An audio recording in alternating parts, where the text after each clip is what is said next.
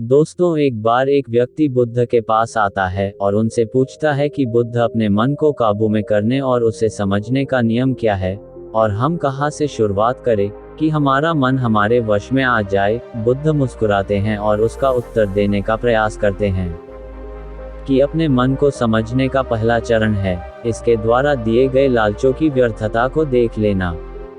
जिस इंसान ने अपने मन के द्वारा दिए गए लालचों की व्यर्थता को देख लिया, उसने इससे मुक्त होना शुरू कर दिया और उसके बाद वह व्यक्ति बुद्ध से पूछता है कि हमारा मन जो हमें लालच देता है उसके व्यर्थता को कैसे देखा जाए। बुद्ध कहते हैं अपने अनुभव से, मनुष्य जिस भी गलत कार्य को अतीत में करता है उससे उसे दुख मिलता है और यही दुख उसका अनुभव है और यही अनुभव उसके रूपांतरण का कारण बन सकता है। जिसने देख लिया और वास्तव में देख लिया कि नशा करना केवल दुख है, उसने नशे से मुक्त होना शुरू कर दिया। जिसने देख लिया कि ईर्ष्या केवल खुद को जलाती है और वास्तव में देख लिया, उसने ईर्ष्या से मुक्त होना शुरू कर दिया। तुम्हारा यह देख लेना कि मन लालच तो हमेशा तुम्हें तृप्ति कर देता है, लेकिन लगता यह तुम्हें सदैव अतृप्त है और यही अपने मन को समझने का पहला चरण है। कहानी को आगे बढ़ाने से पहले आपको इस एक प्रश्न को समझना आवश्यक है और वो प्रश्न है कि आप अपने मन को वश में करना क्यों चाहते हैं।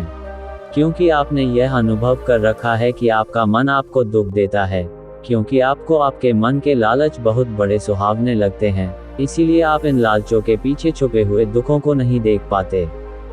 सिर्फ अपने दुखों को देख लेने से आपका मन आपके वश में नहीं हो जाएगा। उसके लिए आपको दूसरा चरण क्या है यह समझना होगा। वह व्यक्ति बुद्ध से पूछता है कि बुद्ध, यदि कोई व्यक्ति यह जानता है कि उसके मन के लालचों के कारण उसके जीवन में दुख है, तो क्या इसका अर्थ यह है कि वो व्यक्ति पहले चरण पर है, और यदि वह व्यक्ति पहले चरण पर है तो दूसरे चरण पर कैसे जाएगा। बुद्ध कहते हैं कि उस व्यक्ति को खोज पर निकलना होगा, किसी ऐसे व्यक्ति की खोज पर जो अपने मन से मुक्त हो चुका है और जिसने अपने मन को जान लिया है। क्योंकि तुम्हारा मार्गदर्शन वही कर सकता है जो उस जगह पर पहुंचा हुआ है और जहां तुम जाना चाहते हो।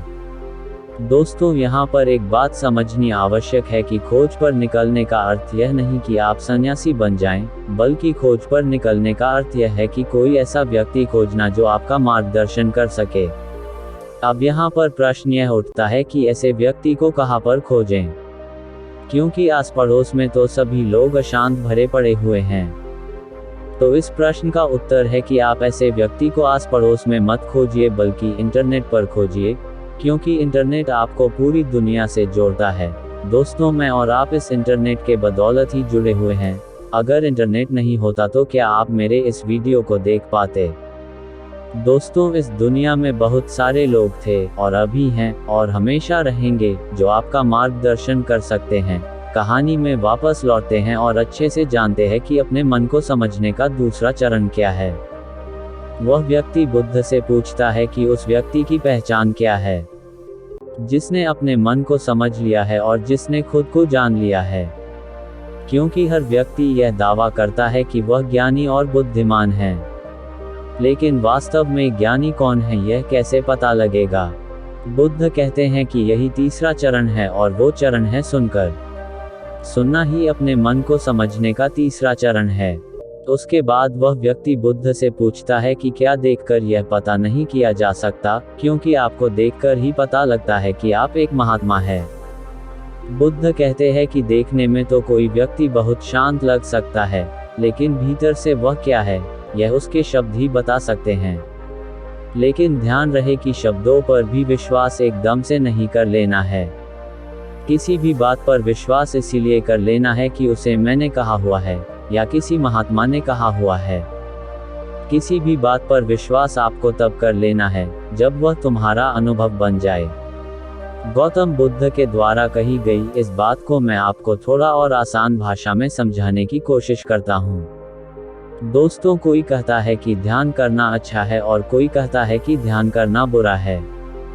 अगर आप अभी ध्यान को अच्छा मानते हैं तो आप बहुत जल्द ही उसे बुरा मानने लग जाएंगे और यही हमारे मन की चाल है।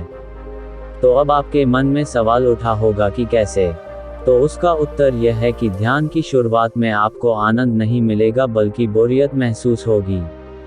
और आपका विश्वास क्या था कि ध्यान अच्छा है, लेकिन आपको अनुभव क्या हो रहा है कि ध्यान बोरियत भरा है।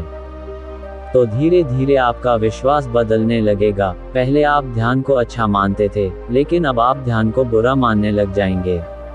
आप एक अतीत से दूसरे अतीत पर पहुंच जाएंगे और यही हमारे मन की चाल है। हमारा मन हमें अतीत में ही भटकाता रहता है। और अगर आप ध्यान को बुरा मानते हैं, तो आप कभी भी ध्यान करेंगे ही नहीं। अब कहानी में वापस लौटते हैं और अच्छे से समझते हैं कि अपने मन को समझने का तीसरा चरण क्या है। बुद्ध कहते हैं कि किसी भी बात पर विश्वास तब तक नहीं करना है, जब तक वह तुम्हारे विवेक की कसौटी पर खरी नहीं उतर जाए। और इसके लिए कर्म करना आवश्यक है। और कर्म ही अपने मन को समझने का चौथा चरण है। अगर आप धन कमाना चाहते हैं, तो आपको सही दिशा में कर्म करना आवश्यक है। ठीक उसी प्रकार अगर आप खुद को जानना चाहते हैं, तो आपको सही दिशा में कर्म करना आवश्यक है। वह आदमी बुद्ध से पूछता है कि सही दिशा में कर्म करते वक्त आदमी क्या गलती कर सकता है। बुद्ध कहते हैं कि केवल 2 गलतियां कर सकता है। पहली गलती है शुरुआत ना करना और दूसरी गलती है पूरा रास्ता तय न करना। और इन दोनों गलतियों के पीछे हमारे मन की चाल होती है। कोई सोचता है कि मैं शुरुआत कल से करूंगा और कोई सोचता है कि शायद मैं सफल ना हो पाऊं। इन दोनों ही गलतियों को व्यक्ति जागरूकता की कमी के कारण करता है। बिना जागरूकता के व्यक्ति का मन उसे सही दिशा में चलने ही नहीं दे सकता। और जागरूकता ही अपने मन को समझने का 5वां चरण है।